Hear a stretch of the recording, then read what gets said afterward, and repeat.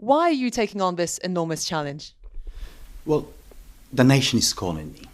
It's a time for me that I should go and help my people, and my people needs me, and my family needs me on the ground, and I'm ready for the voice of my people. You've often been behind the scenes at a diplomatic level. You've been campaigning to change the situation in Somalia. Why are you deciding to take the spotlight now? Why are you coming from out of the shadows?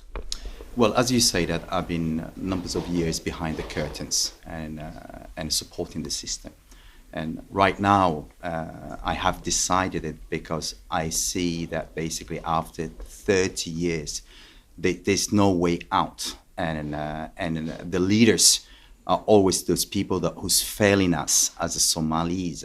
And the country deserve, and my people deserve that basically that they should be supported with the right players on the international market. And what are you proposing exactly to change the situation? Well, my proposal is very simple. My manifesto is within my book, My Life for Somalia. And I am standing up personally against the extremist, aggressivity, violence, corruption, and bring basically the voice of my people who's been voicelessly for over this 30 years plus. And now I'm saying that enough is enough. And I've just come up with the solution for everybody and to reduce the crime of extremist, to reduce crime of corruption, to fight against it. And my party that I have created, my political party, stands for it.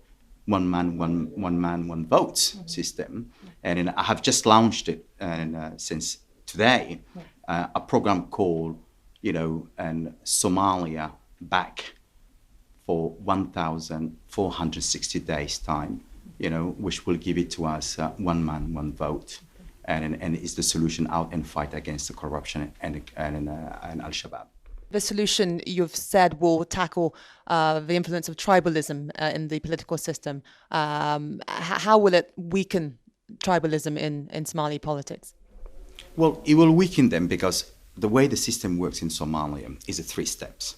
The tribal leaders elect the member of the parliament, and a member of the parliament elect the presidential.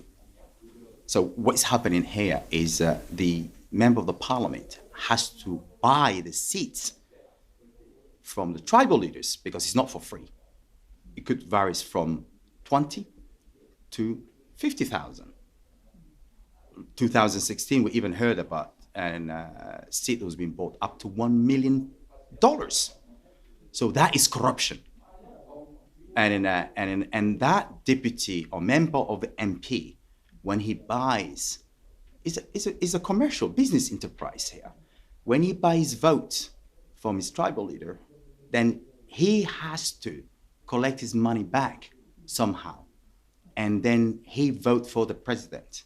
And the president then will have to buy his votes off from the MP for him to become a president. And Al-Shabaab has released a press release, which this information is available right now into the market.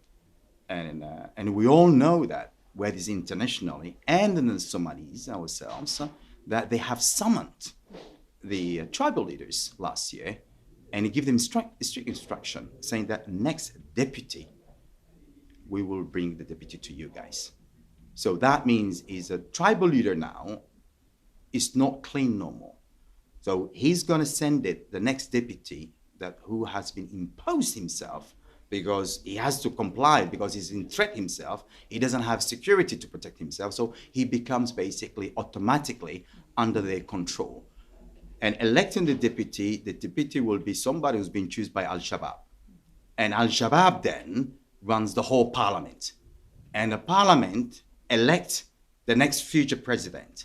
My proposal is just basically what I called it, stop for 1,460 days to leave the parliament as it is and extend them for another 2 years, the parliament.